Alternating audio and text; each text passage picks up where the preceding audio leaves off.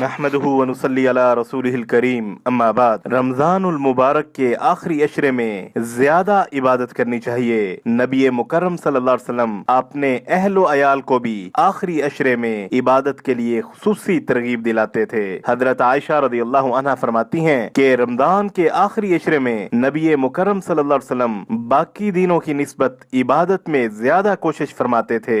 اسے ابن ماجہ نے روایت کیا۔ حضرت عائشہ رضی اللہ عنہا بیان فرماتی ہیں، جب رمضان کے آخری 10 دن شروع ہوتے تو رسول اللہ صلی اللہ علیہ وسلم عبادت کے لیے کمر بستہ ہو جاتے، راتوں کو جاگتے اور اپنے اہل و عیال کو بھی جگاتے۔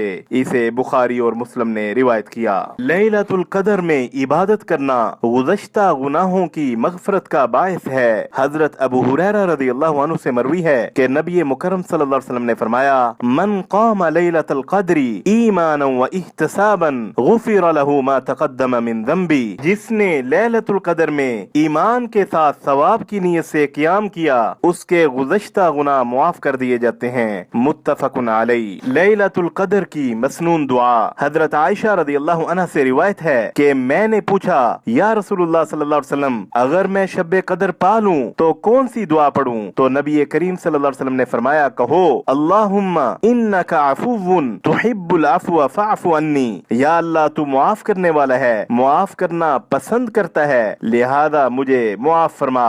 اسے ترمذی نے روایت کیا۔ وصلی اللہ علی النبی الکریم۔